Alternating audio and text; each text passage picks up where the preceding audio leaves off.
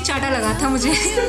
अगर मैं नवोदय में नहीं जाती तो शायद मुझे ऐसी शिक्षा नहीं मिलती। आप जितना दहेज में खर्च कर रही हैं, अगर उतना पढ़ाई में खर्च कर दें तो वो ज़्यादा बेहतर रहेगा। पर नवोदय में सब कुछ साथ, खेलना, उठना, बैठना, पढ़ना, वो एक बहुत ही यादगार पल है। बहुत ही शानदार मीटिंग का आयोजन हुआ, कई लोगों का सिलेक्शन हुआ, सभी को सम्मान किया गया और हमारे लिए सबसे गौरव की और गर्व की बात है कि हम सारे लोग नवोदय के हैं। बहुत अच्छा लगता है जब किसी का सिलेक्शन होता है। आज की मीटिंग को सफल बनाने में और सर ने एक बात भी कही थी, एक साथ 3 दिन प्राचार्यों का मिलना एक ही स्थान पर, वो भी कासगंज में, ये हमारे लिए गर्व की बात है कि एक ही जगह पर हमने उनको सुना। बहुत अच्छे अच्छे विचार थे। एक हमारे साथी SDM हुए हैं 2014 बैच से, उन्हीं के बैच से एक हमारी छोटी बहन है जो कासगंज से है, उन्होंने भी अपनी सफलता हासिल की है। अब उनसे बातचीत करते हैं और जानते हैं उनकी पूरी नवोदय की लाइफ जर्नी के बारे में, नवोदय के बारे में क्या सोचती हैं, नवोदय का क्या योगदान है उनके जीवन में, किस तरीके से नवोदय ने उनके जीवन को प्रभावित किया है और क्या क्या बदलाव आए। और सबसे महत्वपूर्ण जो मेरा सवाल रहेगा, अगर नवोदय न होता तो क्या आप इसी जगह होती? क्योंकि नवोदय में जो बच्चे जाते हैं, अमूमन जो मैंने फील किया है, वो ज्यादातर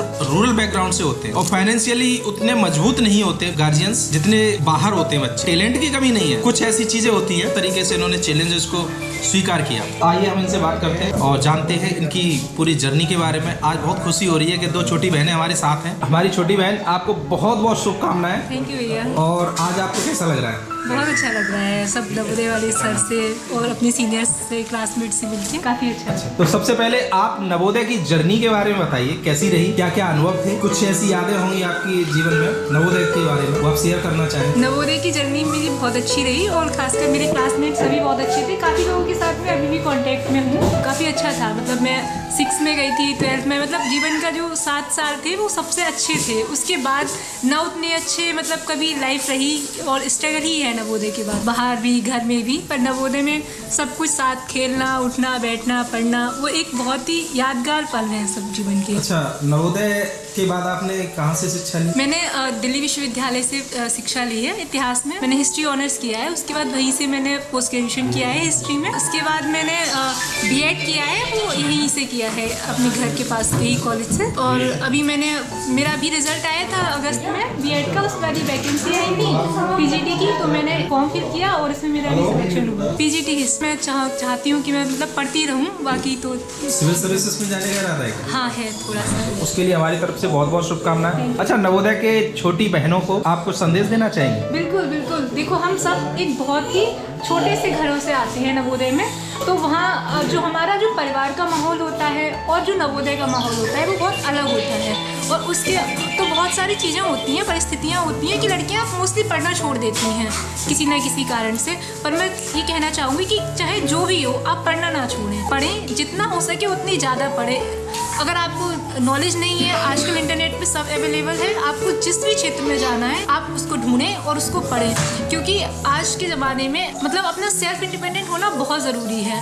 चाहे आप किसी के भी साथ रहें, लेकिन आपकी खुद की सेल्फ इंडिपेंडेंट होना आपके लिए बेहद ज़रूरी है। क्योंकि कुछ भी हो सकता है लाइफ में, अगर आप खुद के सहारे रहेंगी तो वो जीवन सबसे अच्छा रहेगा। अच्छा, नवोदय का क्या योगदान है आपके जीवन में? बहुत बड़ा योगदान है नवोदय का मेरे जीवन में, खास करके शिक्षा। अगर मैं नवोदय में नहीं जाती तो शायद मुझे ऐसी शिक्षा नहीं मिलती और इतना मोटिवेशन नहीं मिलता जितना मुझे नवोदय में मिला। मैं बहुत नवोदय टाइम में मैं बहुत एवरेज स्टूडेंट थी। ऐसा नहीं था कि मैं बहुत, मतलब मैंने तो पढ़ाई भी आर्ट्स से की है 11th 12th, लेकिन उसके बाद मेरे 12th में अच्छे मार्क्स आ गए थे तो मुझे दिल्ली में एडमिशन मिल गया था। उसके बाद मेरी लाइफ थोड़ी चेंज हो गई, मैंने वहाँ देखा, जाना और समझा। पर नवोदय का मैं योगदान कभी भी मतलब ऐसे नहीं कर सकती। सबसे बड़ा नवोदय का ही था। टीचर से सीखा, क्लासमेट से सीखा, जो पढ़ने वाले थे उनको देख के मोटिवेट हुए, तो इस तरह से बहुत। अच्छा, शुरू से ही आपका ये इरादा था कि हमें इसी टीचिंग लाइन में जाना है? नहीं, मुझे एक्चुअली मैंने सिविल की प्रिपरेशन शुरू की थी और कुछ पारिवारिक कारण हुए, मेरे पिताजी बीच में बहुत बीमार हो गए तो मुझे 2 साल अपना पूरा अध्ययन बंद करना पड़ा। मैंने सोचा कि जब कुछ भी नहीं करें उससे अच्छा है कि मतलब मैंने B.Ed कर ली फिर उस टाइम पे, और उसके बाद वैकेंसी आ गई। हालांकि तब से मैं सिविल की प्रिपरेशन शुरू नहीं कर पाई हूँ अभी तक, तो फिर अब तो यही है, अभी तो इसी में ही आगे देखना है क्या। इसके लिए हमारी तरफ से बहुत बहुत शुभकामनाएं। Thank you. अच्छा, एक महिला होने के नाते आपको किन किन चुनौतियों का सामना करना पड़ा अपनी पढ़ाई के दौरान? मुझे मेरे फैमिली ने बहुत सपोर्ट किया, मेरे पापा ने, भाई ने, मम्मी ने, लेकिन उनको मुझे चुनौतियों का सामना कम करना पड़ा, उनको ज़्यादा करना पड़ा।